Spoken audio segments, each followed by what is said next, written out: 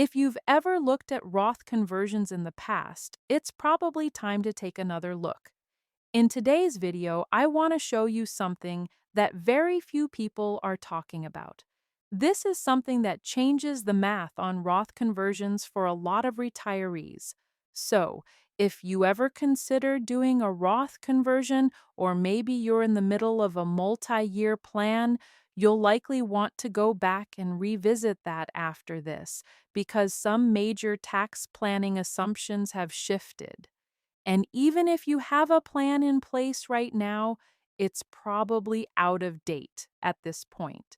When the One Big Beautiful Bill Act was signed, there was a big sigh of relief because now tax brackets won't go up in 2026 as originally planned. But there's another part of the story that isn't being talked about enough, and it might matter even more if you have a traditional IRA balance or any other pre-tax balance that's large, and if you're thinking about doing Roth conversions with that. So the brackets didn't just stay at their current percentages. The width or amount of income allowed within each bracket also stayed the same, and that quite detail changes the math in a big way. So let's say you've been converting a portion of your IRA each year.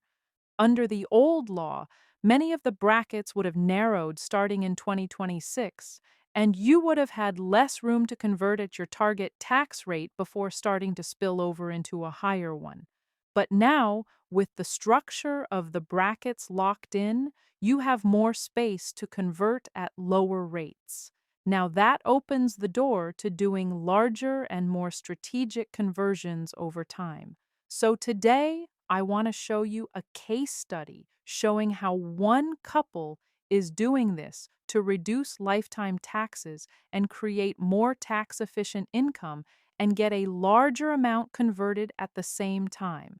But before we get into the case study, I think it does help to understand just how much the brackets would have changed if the law had expired. So when we put the brackets side by side, the one on the right being if the Trump tax cuts had expired, and the ones on the left being if the Trump tax cuts were extended, we can see just what a difference it would have made. Now, there wouldn't have been a big difference in the first bracket and not really in the second bracket either, except it would have gone from 12% to 15%. Even the third bracket wouldn't have been that much different, except going from 22 to 25%. But where we starting to get to the big difference is the fourth bracket, the 24% bracket. With the continuation of Trump tax cuts, you could take your taxable income all the way up to just over $45,000 and still stay in the 24% bracket. But if the tax cuts had expired, that same amount of income would not have stayed in that range. Much of it would have spilled into the 28 and even 33% bracket. So that shift in bracket exposure would have increased the tax costs significantly for retirees who were doing larger conversions. Now that those brackets have been extended, the opportunity to do strategic conversions is still available. And the best way to show how much this matters is through a real-world example. So let's take a look at how the extension of tax cuts has changed the math on Roth conversions for a typical retired couple who have been good savers. So this couple, they're both 65 and they're retiring in 2026. They wanted to analyze Roth conversions starting in 2026.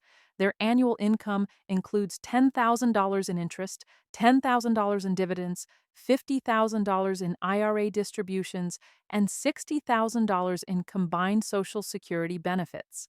They've also decided to convert additional IRA dollars to Roth, bringing their taxable income up to the top of the 24% bracket. So, for comparison, I modeled two scenarios using the exact same conversion amount. One where the Trump tax cuts continue, as they now do under the One Big Beautiful Bill, and one where the tax cuts expired in 2026.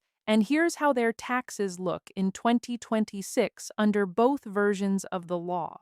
Despite having the exact same income and the same Roth conversion amount, the couple would pay over $17,000 more in federal taxes if the tax cuts had expired, and that's just for 1 year. So now let's zoom out and look at what happens over time, because when looking at Roth conversions, it's usually something that does happen over multiple years. So in this case, we assume that they converted every year from 2026 to 2033. So this would have been the tax cost of doing conversions under the Trump tax cuts.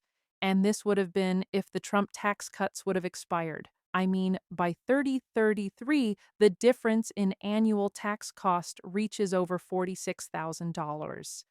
Now, when you're executing a multi-year conversion strategy, that's going to add up pretty quick. So let me show you just how fast that can add up. If we take it one step further and we look at cumulative taxes paid over time, the results are even more dramatic. By 2033, when those conversions were complete, the couple would have paid $338,000 more in total federal tax if the tax cuts had expired. So this is not a case of doing something different. This is a case of doing the exact same thing, but under a different tax structure. And the result is hundreds of thousands of dollars in potential tax savings. So for retirees sitting on large pre-tax balances and wanting to do some Roth conversion, this change makes a big difference. More income now fits in the lower tax brackets, and that creates more room to convert, more predictability in planning, and a better chance of avoiding some tax surprises down the road because today we know what we have in tax rates.